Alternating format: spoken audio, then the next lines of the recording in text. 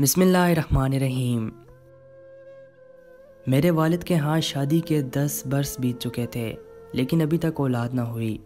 Doctor حکیم پیر فقیر دوا درود اور تعویذ کھڈے آزما لیے، لیکن ثمر مراد جولی میں نہ آیا۔ ہر طرف سے مایوس ہو کر ماں باپ صبر کر بیٹھ گئے کہ بہت سو کے ہاتھ بھی تو اولاد نہیں ہوتی، آخر وہ بھی تو اس دنیا میں جی رہے ہیں۔ جینا لازم تھا، جب تک زندگی کے دن پورے نہ ہو انسان کو اس جہاں سے نجات نہیں ملتی۔ اپنی زندگی پہ اختیار ہے اور نہ ہی موت پر، بس چلتا ہے۔ یہ تو اللہ کی مرضی ہے اور اس کے اختیار میں ہے، جب تک چاہے چلائے، جب چاہے حیات کا اختتام کر دے۔ دنیا عجیب و غریب واقعات سے پٹی پڑی ہے۔ ایسے میں ایک واقعہ میرے والدین کے ساتھ پیش آیا۔ شادی کے 11 برس ایک روز آدھی رات کو گھر کے دروازے پر کسی نے دستک دی۔ والد صاحب کی اس دن طبیعت کچھ ٹھیک نہ تھی، انہیں کھانسی اٹھ رہی تھی اور بار بار کھانسنے کی وجہ سے نیند نہیں آ رہی تھی، اور ان کی کھانسی کی وجہ سے میری والدہ بھی سو نہیں پا رہی تھی۔ غرض کہ اس رات دونوں ہی جاگ رہے تھے۔ جب 2-3 بار دستک ہوئی تو والدہ نے شور سے کہا، ذرا دیکھیے آدھی رات کے اس وقت کون آیا ہے، خدا خیر کرے۔ والد صاحب دروازے پر پہنچے اور پوچھا کون ہے۔ جواب نہ ملا، تب دروازہ کھول کر دیکھا، ایک بے کسی غریب شخص سردی سے کانپ رہا تھا۔ وہ فالج زدہ تھا، اس کا آدھا دھڑ کمزور تھا، وہ ایک ٹانگ گھسیٹ کر چلتا تھا، زبان بھی لکنت تھی، بات نہ کر سکتا تھا۔ والد نے پوچھا کون ہو، کہاں سے آئے ہو، کیا چاہتے ہو؟ بڑی مشکل سے اٹک اٹر کر بولا، پردیسی ہوں، فیصل آباد سے آیا ہوں، غلط بس میں بیٹھ گیا، یہاں اترا تو کسی کو نہیں جانتا، رات ہو گئی، ادھر ادھر پھرتا رہا ہوں، اب آوارہ کتے مجھے خوفزدہ کر رہے ہیں، اس لیے آپ کا دروازہ کھٹکھٹا دیا ہے، مجھے اندر آنے دیں، آج کی رات پناہ چاہیے، سخت سردی ہے، کل صبح چلا جاؤں گا۔ اس کی حالت سے ظاہر ہوتا تھا کہ وہ سچ بول رہا ہے۔ والد صاحب نے کچھ سوچ کر دروازہ کھول دیا، اس کو بازو سے تھام کر اندر لے آئے۔ گراج میں چرپائی پڑی ہوئی تھی، اس پر بٹھایا، پھر امی سے کہا کہ کچھ کھانے کو دے دو، ایک غریب مسافر ہے، اس کو کھانا کھلانا ہے۔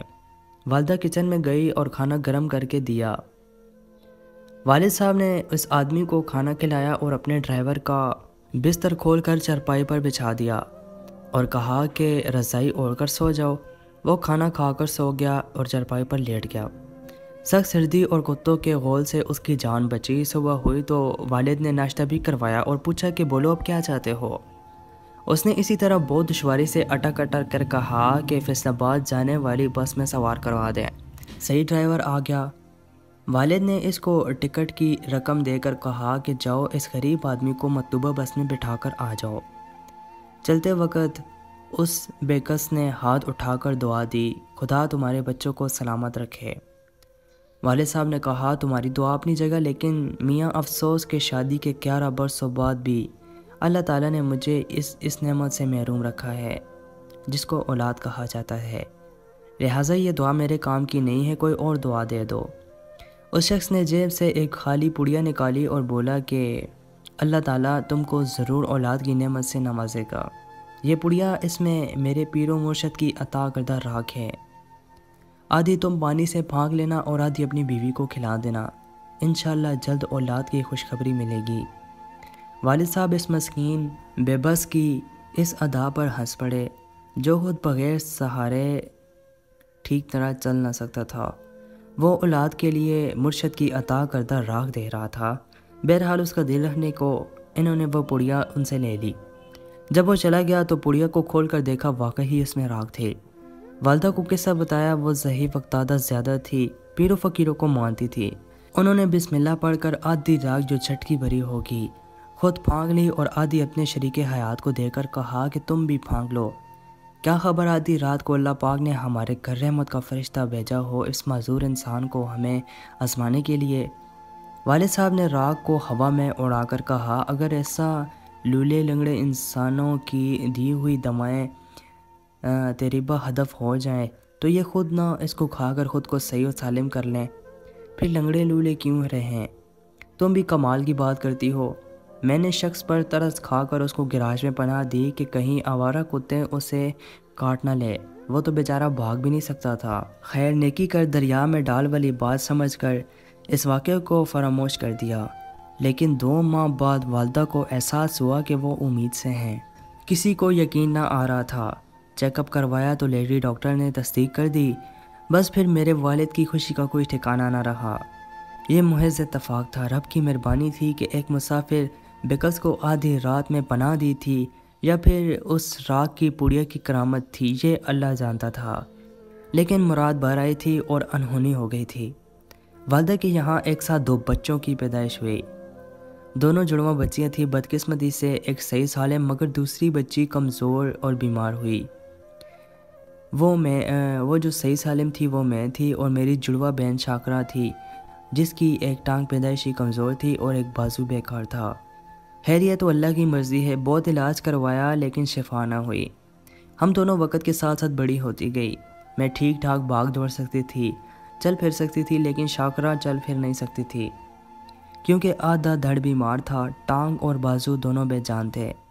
وہ اب ویل چیئر پر زندگی بسر کرنے پر مجبور تھی۔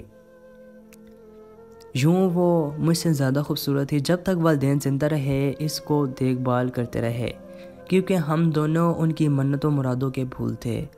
وہ دونوں کو چاہتے تھے کہ ہم بہنیں ان کی آنکھوں کا نور اور دل کی ٹھنڈک تھی۔ تاہم مجھ سے زیادہ ان کو شاکرہ کی فکر کھائی جاتی تھی۔ میں نے BA پاس کر لیا اور وہ اسکول بھی نہ جا سکی۔ اپنی معذوری کی وجہ سے کوئی ہنر نہ سیکھ پائی۔ بس تھوڑا بہت جو امی ابو اور میں اسے گھر پر ہی پڑھا دیا کرتے، اس نے پڑھ لیا۔ BA کے بعد میں نے یونیورسٹی جانے کی خواہش کا اظہار کیا۔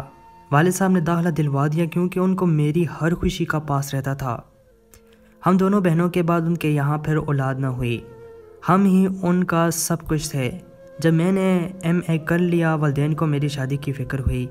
انہی دنوں مجھ کو اپنے کلاس فیلو ریحان نے پرپوز کر دیا، جو مجھ سے محبت کرنے لگا تھا۔ تو میں نے جواب دیا اپنے والدین کو ہمارے گھر بھیجو، امی ابو ہاں کر دیں گے تو ہماری شادی ہو جائے گی۔ وہ اپنے والدین کے ہمراہ ہمارے گھر آیا۔ میرے والدین نے اس کو پسند کیا، لیکن ساتھ ایک عجیب شرط رکھ دی۔ اگر اس کے والدین اپنے دوسرے بیٹے کے لیے شاکرہ کا رشتہ قبول کر لیں تو وہ میرا بیاہ ریحان سے کر دیں گے، ورنہ انکار ہے۔ یہ شرط سن کر اس کے والدین سکتے میں آ گئے، کیونکہ شاکرہ گرچہ خوبصورت تھی، پڑھی لکھی بھی نہ تھی۔ بہرحال اس وقت انہوں نے یہی جواب دیا کہ سوچ کر بتائیں گے، لیکن گھر جا کر اس معاملے پر صد مہری اختیار کر لی گئی تھی۔ ریحان کو مجھ سے محبت تھی اور وہ میرے علاوہ کسی اور سے شادی نہیں کرنا چاہتا تھا۔ یہی حال میرا بھی تھا، لیکن اس کے والدین میرے والدین کی شرط پوری کرنے سے قاصر تھے۔ ریحان کا ایک ہی چھوٹا بھائی تھا جو انجینئر کرنے میں آخری سال میں تھا۔ جب اس نے والدین کی زبانی میرے گھر والوں کی شرط سنا تو ریحان کی خاطر اس نے شاکرہ کو دیکھنے کی خواہش کا اظہار کیا۔ دراصل وہ اپنے بھائی سے بہت محبت کرتا تھا اور ریحان کو کسی صورت میں مایوس نہیں دیکھنا چاہتا تھا۔ اصرار کر کے وہ والدین کو ہمارے گھر لایا۔ اس کا نام فیضان تھا۔ فیضان شاکرہ سے ملا، کچھ دیر باتیں کی، پھر اس نے میرے اور اپنے والدین کو رضامندی کا عندیہ دے دیا کہ وہ شاکرہ سے شادی کرے گا۔ یہ ایک بہت بڑی خوشخبری تھی میرے والدین کے لیے، مگر ریحان کے ماں باپ بالکل خوش نہ تھے۔ ایک بیٹی کی خوشی کی خاطر دوسرا قربانی کا بکرا بننے جا رہا تھا، ایک معذور لڑکی کو قبول کر رہا تھا۔ والدین کو فیضان نے تحویلیں دے کر قائل کر لیا۔ یوں ہم دونوں بہنوں کی شادی ایک ہی گھرانے میں 2 بھائیوں سے ہو گئی۔ پہلے شاکرہ دلہن بن کر رخصت ہو گئی، ویل چیئر وہ اپنے ساتھ جہیز میں لے گئی۔ دوسرے روز میرا نکاح، پھر رخصتی ہو گئی۔ یہ ایک انہونی تھی جو ہو گئی۔ میرے دیور نے ہم پر رحم کھا کر شاکرہ سے شادی نہیں کی تھی۔ ان کا کہنا تھا کہ اسے پہلی نظر میں دیکھتے ہی ان سے محبت ہو گئی تھی۔ ویل چیئر پر بیٹھی ایک معذور لڑکی کی معصوم صورت نے جانے فیضان پر کیا جادو کیا کہ اس کی معذوری بھی ارادے کی راہ میں حائل نہ ہو سکی، اور دونوں آج نہایت ہی کامیاب ازدواجی زندگی گزار رہے ہیں۔ خدا کی قدرت کہ ہم ابھی تک اولاد سے محروم ہیں، لیکن فیضان اور شاکرہ کو اللہ تعالیٰ نے 4 پیارے پیارے بچوں سے نوازا ہے، جن کو ہم اپنے بچے سمجھتے ہیں۔ یہ اللہ کی دین ہے، جس کو چاہے دے، جس پر چاہے مہربان ہو جائے۔ اپنی یہ حکمتیں وہ خود جانتا ہے، جو راز ہم نہیں جان سکتے، وہ ان رازوں کا آمین ہے۔ ہم اب بھی ایک ساتھ رہتے ہیں۔ میری بہن اولاد جنم دینے کے قابل ہے، لیکن پال نہیں سکتی، لہٰذا ان کی اولادوں کو میں نے بہت پیارے اپنے بچوں کو سمجھ کر پالا ہے۔ یہ بچے مجھے بڑی امی اور اپنی سگی ماں کو چھوٹی امی کہتے ہیں، اور ہم چاروں ان سے اس قدر محبت کرتے ہیں کہ ان کی وجہ سے علیحدہ نہیں ہوتے، اکٹھے رہتے ہیں۔ دوستوں، مزید اچھی کہانیاں سننے کے لیے ہمارے اس چینل کو ضرور سبسکرائب کریں اور ساتھ میں دیے گئے بیل پر کلک کریں۔